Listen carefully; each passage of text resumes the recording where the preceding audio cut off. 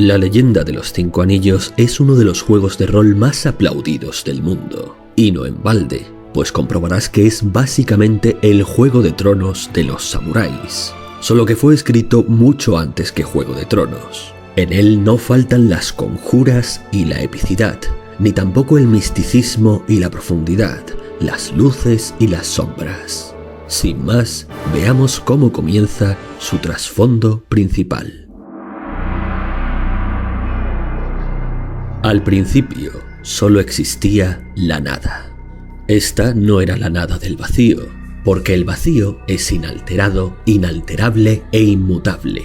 Esta nada era la fuente de todo, una fuerza primordial que es llamada así porque carece de nombre, y al principio se encontraba vacía y sola. Tras innumerables eones, la nada se dio cuenta de que estaba sola y le asaltó el miedo. Y por tan solo ese impulso, creó accidentalmente una tercera parte del cosmos. Luego la nada anheló compañía, y este deseo creó otra tercera parte del cosmos. A continuación, la nada se dio cuenta de lo que había hecho, y se arrepintió del miedo y el deseo, y con ello se creó la última tercera parte del cosmos. De este modo es que un tercio del mundo fue creado por su miedo a la soledad, otro por su deseo de compañía, y el último surgió de su remordimiento por haber creado el mundo accidentalmente, y por lo tanto haber arruinado el vacío perfecto. Estos 3 pecados, miedo, deseo y arrepentimiento, envenenarían su mente para siempre. En aquel instante el mundo no tenía la forma que conocemos hoy en día. Por aquel entonces era informe y fluido, como un aceite oscuro que se revuelve. Con el tiempo, las partes más ligeras se separaron y se transformaron en los cielos, y las partes más pesadas se hundieron y se convirtieron en la tierra. Entonces, de aquel océano primordial, surgieron los 3 dioses cuyos nombres no pueden ser nombrados, y vieron que, aunque el cielo y la tierra estaban tomando forma, todo lo que había en su interior seguía siendo indescriptible e informe. Decidieron dar sentido a la creación que había bajo los cielos, y con el poder de sus nombres crearon al dios de la luna, Onotangu, y a la diosa del sol, Amaterasu. Ellos heredarían la labor de dar forma a la tierra. Después de que perdieron sus nombres, ya no se pudo hablar más de los 3 primeros dioses, aunque fueron etiquetados como Koto Amatsukami, o también como el maestro central, el maestro de la creación superior y el maestro de la inferior. Pero sus nombres verdaderos se habían extinguido para poder crear a Amaterasu y Onotangu. Esta nueva pareja de dioses meditaron de qué forma podrían hacerlo y luego se inclinaron, besaron la tierra y le dieron un nombre. Ahora que había recibido un nombre, la tierra se llenó de vida y aparecieron nuevos dioses y bestias. Suijin, el señor del océano, Kaze no Kami, el dios de los vientos, los dragones elementales y muchos otros más.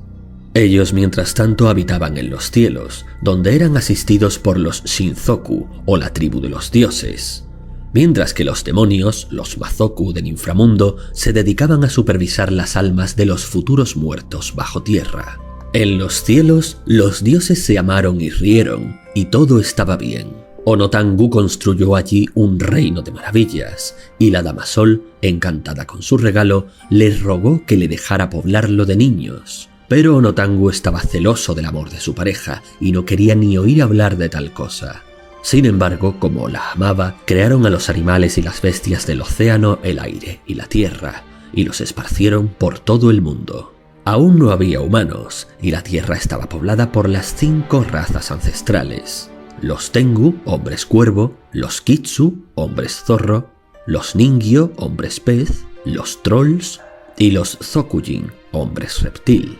Más adelante surgirían otras razas como los Nezumi, los hombres rata, o los poderosos Naga, todas ellas razas muy interesantes y que llegaron a levantar grandes imperios que se alzaron y se derrumbaron sin dejar rastro de su grandeza más que algunas ruinas devoradas por la naturaleza. Aunque a pesar de todo, todas estas razas aún viven repartidas por el mundo. Pero Amaterasu aún no estaba satisfecha, así que también crearon finalmente a los seres humanos.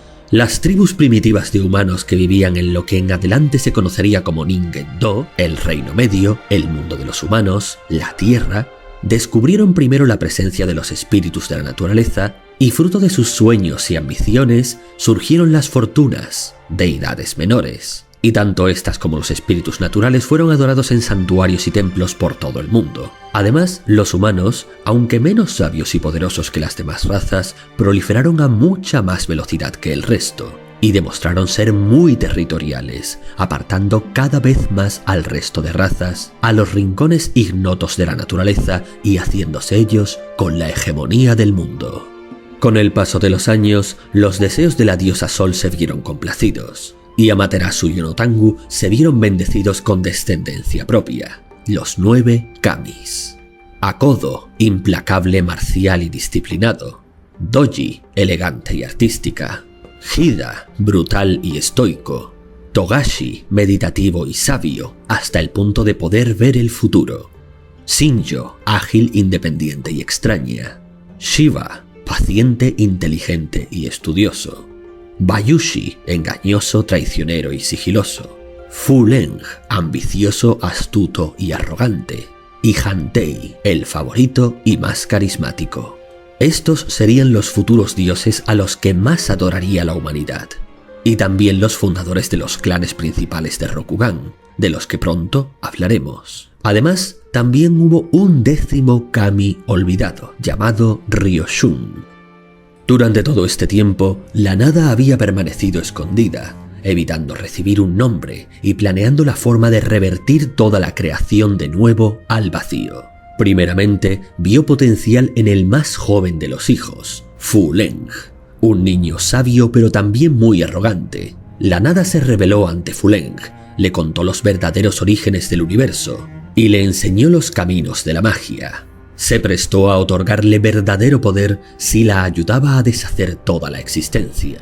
Fuleng aceptó de buena gana todas sus enseñanzas. Pero cuando la nada ya no tuvo nada más que enseñarle, el joven kami se rió de ella y se negó a cumplir con su alianza. La nada enfurecida atacó a Fuleng, pero el kami se defendió con una espada de jade, cortando un trozo de la nada. Malherida, huyó a refugiarse en las sombras de nuevo, y optó ahora por un nuevo candidato para sus planes, el dios luna Onotangu. Pero esta vez sería mucho más prudente y acudiría a él sin revelarse abiertamente. Le susurró al oído, llevándolo a la sospecha, la paranoia y la locura. Durante un tiempo, en los cielos había reinado la alegría, pero a medida que los niños crecían, Onotangu se dio cuenta de lo fuertes y dotados que eran, ya que habían sido bendecidos tanto con su sangre como con la de la Dama Sol, y, manipulado por la nada, empezó a temer que uno de ellos usurpase su poder. Comenzó a odiar a su esposa, a sus hijos y al mundo que habían creado, viéndolos como un reflejo del falso amor de la diosa Sol. Shiva y Bayushi estaban preocupados por los cambios que veían en su padre Onotangu, pero el hermano menor, Hantei, les prohibió que conspiraran contra él. En cambio, Fuleng le contó a su padre que algunos de sus hermanos planeaban volverse en su contra. Y la ira de Onotangu fue terrible. La rabia y el miedo se apoderaron de su corazón, hasta que finalmente decidió devorar a sus hijos para que jamás pudieran usurparle. Amaterasu lloró amargamente ante aquella idea, y estas lágrimas cayeron a la tierra, formando los cristales del sagrado jade. Como sabía que un enfrentamiento directo con su esposo podría provocar la destrucción de todo cuanto habían creado, buscó otra forma de socavar sus planes. Cada vez que Onotangu se tragaba a uno de los hijos, ella le ofrecía una taza de sake con una gota de veneno. Para cuando llegó al hijo menor, Hantei, el señor Luna estaba tan desorientado por la bebida que Amaterasu pudo sustituir a su hijo por una piedra envuelta en las ropas de Hantei, y su marido se la tragó en su lugar. Luego se quedó dormido. Amaterasu sacó a Hantei del palacio celestial y lo ocultó en un remoto lugar. A medida que crecía, ella le instruyó sobre el honor y el arte de la guerra, además de muchas otras cosas. Y cuando aprendió todo lo que necesitaba, Amaterasu le entregó una espada hecha con la luz de las estrellas y lo envió a rescatar a sus hermanos. Cuando Hantei se adentró en el palacio, Onotangu estaba despertando de su letargo. Al ver a su resplandeciente hijo, el señor Luna lanzó un grito de ira, tomó su espada y se lanzó al combate. Su duelo duró largas eras. Hantei esquivaba hábilmente los ataques de su padre, a la vez que lograba asestar los suyos. Así, la sangre de Onotangu cayó de los cielos a la tierra, creando los malditos cristales de obsidiana, el elemento contrario al jade. Cabe mencionar que la leyenda más popular afirma que en realidad fue este el momento en el que fueron creados los seres humanos, y que cada gota de sangre de Onotangu cayó precisamente sobre las lágrimas vertidas anteriormente por Amaterasu. Así, de cada una de estas uniones se alzaron dos seres humanos, ya que la humanidad está hecha de las lágrimas de la Dama Sol y la sangre del señor Luna. Pero bueno, cada cual puede creer lo que quiera. Después de un combate interminable, Hantei encontró su oportunidad. Reuniendo todas sus fuerzas, lanzó un fuerte tajo contra el estómago de su padre, abriéndolo en canal y permitiendo salir a sus hermanos, que cayeron sin remedio desde los cielos hacia la tierra. Fu Leng fue el último en salir del cuerpo de su padre, y Onotangu lo agarró mientras caía. Hantei lanzó otro golpe y cortó entonces la mano de su padre, liberando a Fu Leng, pero haciendo que cayese muy lejos de los demás junto con el brazo cercenado. Otras leyendas dicen en cambio que Onotangu no agarró a Fu Leng, sino que fue este quien se aferró a su padre, y que cuando Hantei le cercenó el brazo a Onotangu, ambos hermanos lucharon entre sí durante su caída. Nadie sabe qué sucedió en realidad. En cuanto al tan fácilmente olvidado 10º kami, Ryoshun, se dice que este pereció en las entrañas del señor Luna, es decir, que fue digerido antes de que Hantei lograra llegar para rescatarlos a todos. Desde entonces, Ryoshun reside en el inframundo, donde asiste a la fortuna de la muerte, aunque las menciones al 10º kami no siempre son bien recibidas, y en ocasiones son incluso tachadas de blasfemia, llegando a provocar baños de sangre.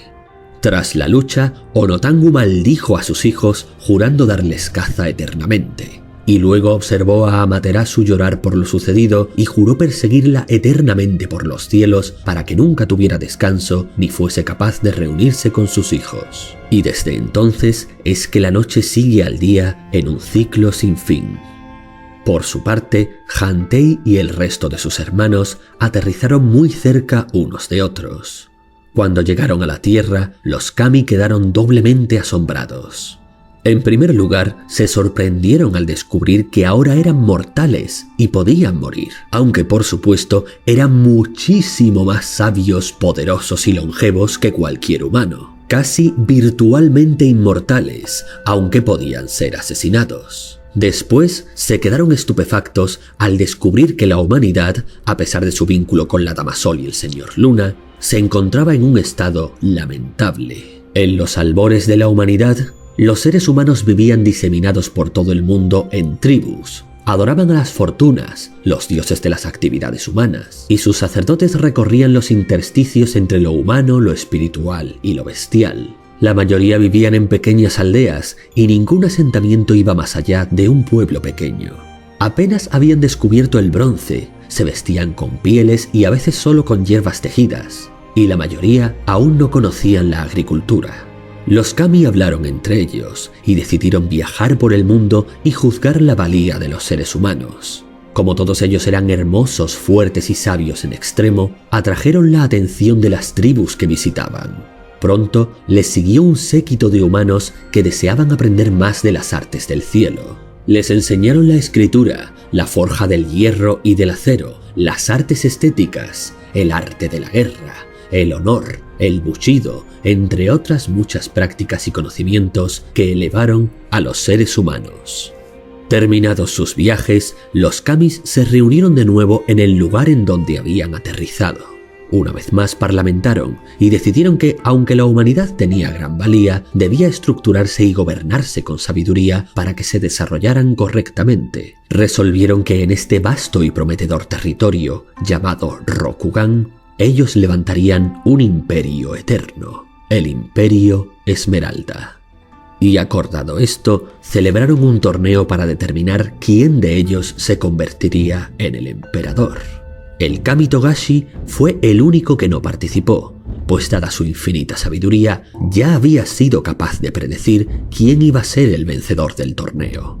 El primer combate del torneo de los dioses fue entre Hida y Shinjo.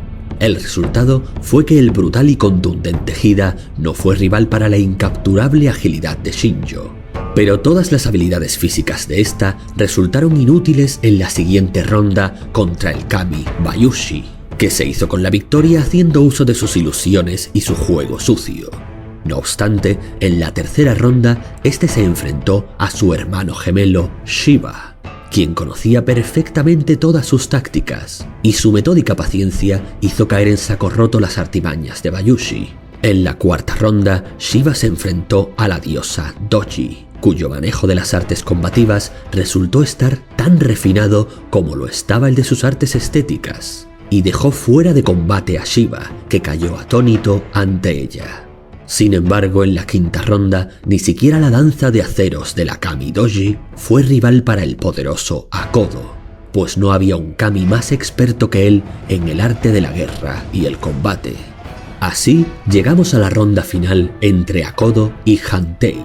Fue entonces que se presenció la demostración más espectacular de esgrima que el mundo vería jamás. El poder y la habilidad derrochadas por estos dos dioses hizo temblar los cimientos del mundo, e incluso el resto de kamis quedaron estupefactos por lo que estaban presenciando. Tras innumerables asaltos, llegó un momento en el que Akodo logró obtener cierta ventaja, y levantando su espada estuvo a punto de acabar con la vida de Hantei.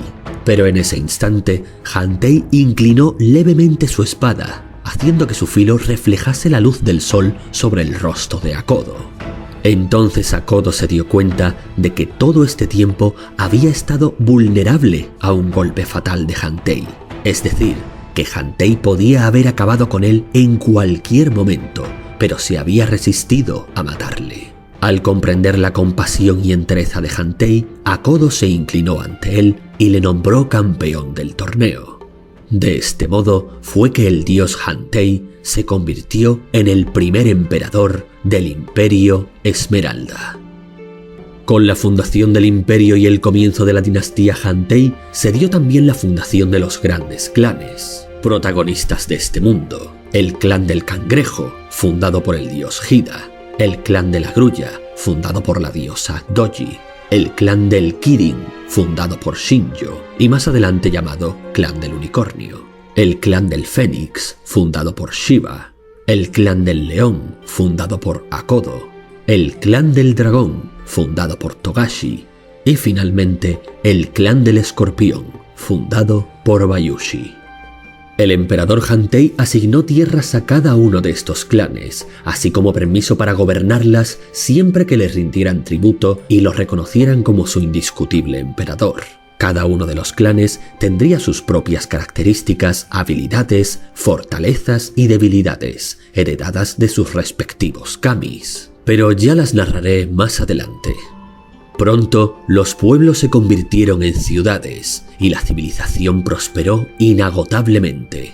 El emperador eligió como emplazamiento para su capital la colina donde los kami cayeron por primera vez a la tierra, y allí se construyó la gigantesca y espectacular Otosanuchi, la capital del Imperio Esmeralda.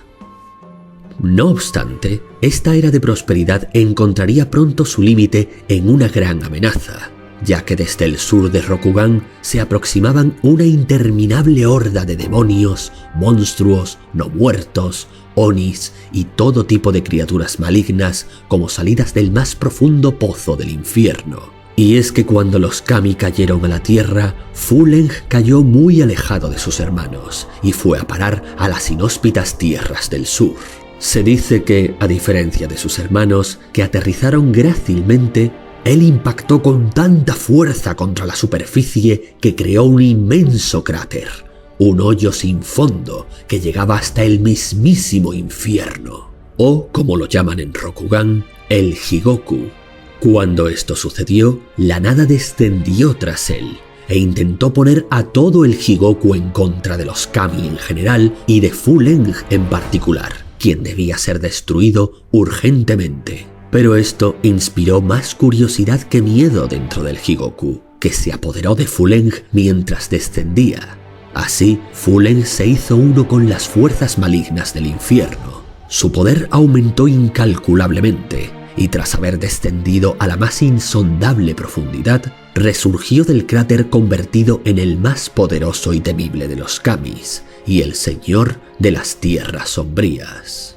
Un día, Fuleng llegó a Otosanuchi y se reunió con sus hermanos. Al principio, los demás kamis se alegraron al saber que su hermano perdido seguía con vida, pero su alegría pronto se tornó en preocupación, pues Fuleng se enfureció con sus hermanos por haberle excluido del torneo en el que decidieron quién gobernaría Rokugan, aunque ellos le aseguraron que no sabían que aún estaba vivo.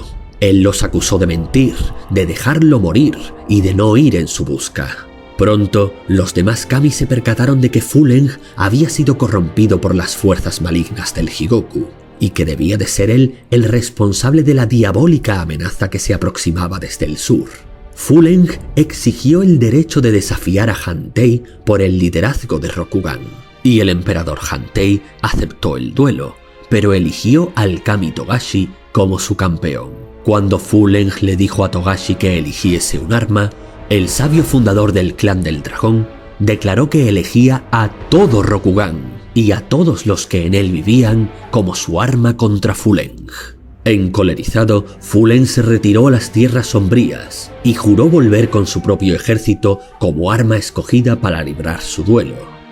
Pronto llegaron noticias al sur de ciudades y pueblos invadidos por ejércitos de criaturas surgidas de pesadillas. Los guerreros que habían jurado defender el nuevo imperio se congregaron para luchar contra este terrible ejército, pero fueron constantemente derrotados. Los demonios eran inagotables. Si matabas a uno, este no permanecía eternamente destruido, sino que su espíritu regresaba al Higoku y tarde o temprano volvía al campo de batalla. Por si fuera poco, todos los guerreros que caían luchando del lado de Rokugan eran levantados acto seguido como no muertos para el bando de las tierras sombrías, por lo que la guerra se inclinaba inevitablemente hacia la victoria de Fuleng.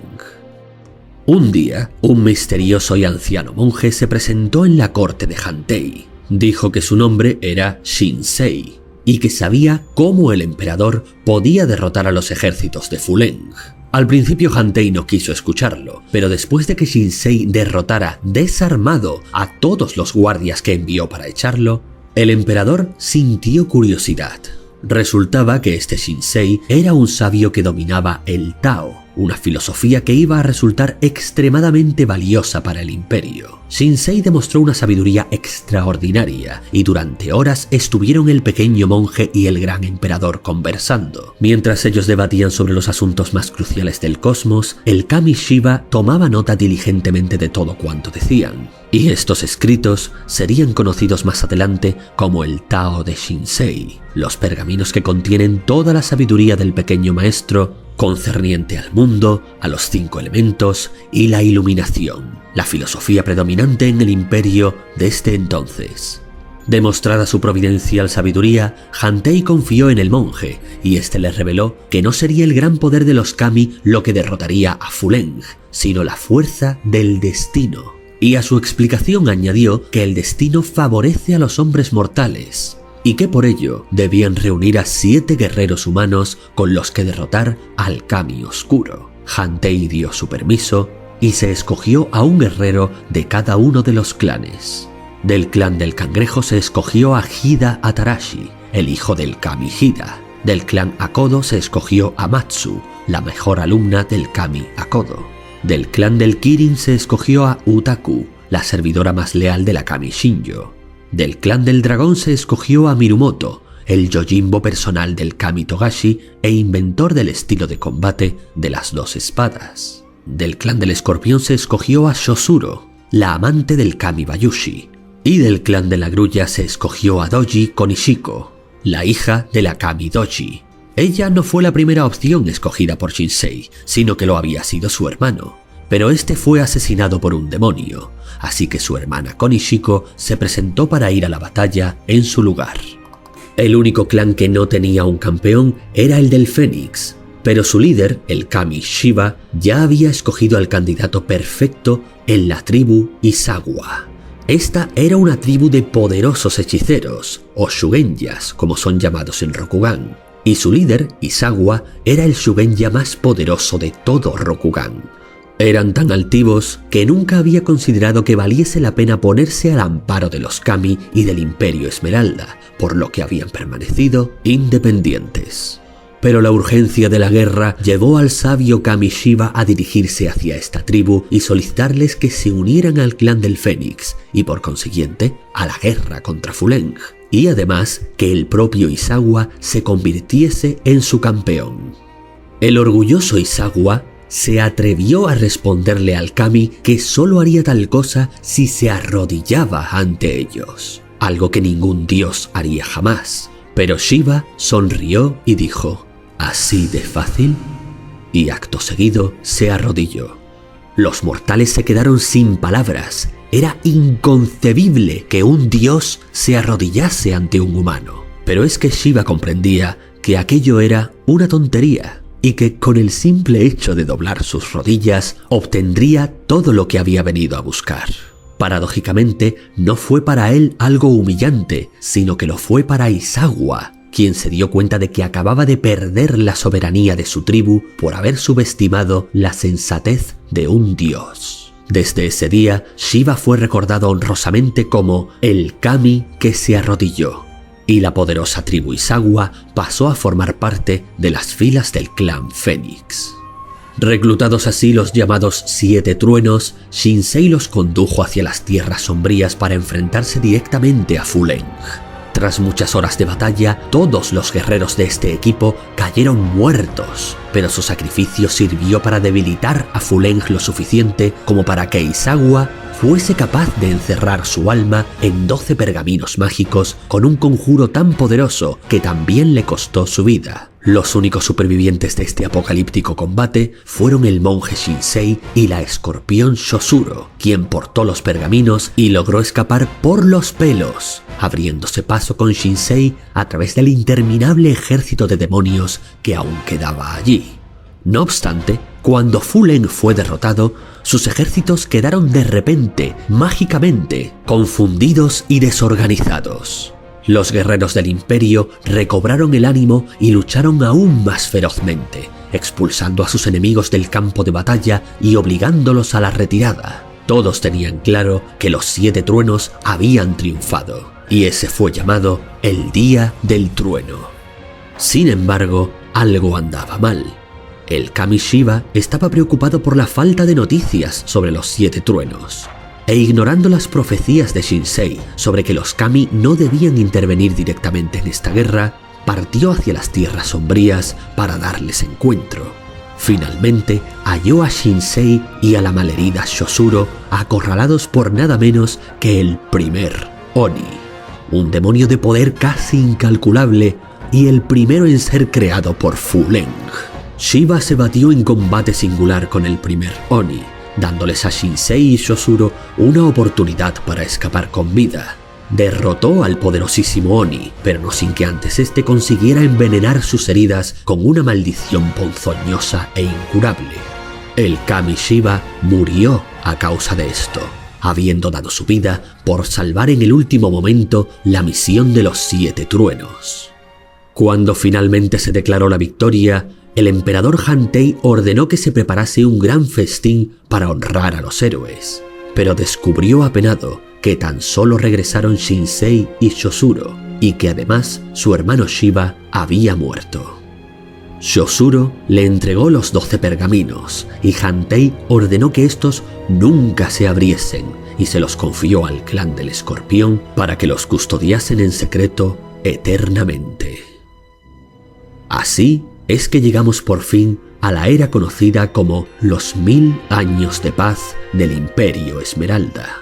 Una paz engañosa en la que los clanes no batallan abiertamente, pero no dejan de competir entre sí, a veces con intrigas palaciegas, a veces con escaramuzas y a veces incluso con guerras secretas. Unos 1000 años en los que las conjuras y traiciones conviven con las artes, la sabiduría, el honor y las bondades, en los que los samuráis hacen gala de su orgullo y protegen al pueblo de todo mal, pero al mismo tiempo someten a los ciudadanos con un puño de hierro. Unos 1000 años de un imperio plagado de una belleza abrumadora y paradisíaca, con toda clase de criaturas, tradiciones, juegos de tronos, espíritus, demonios, bestias y héroes legendarios.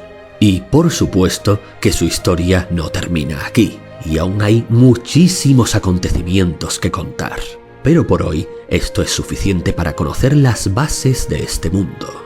Si te gustó esta narración y quieres oír más, házmelo saber. Por ahora eso ha sido todo y hasta la próxima.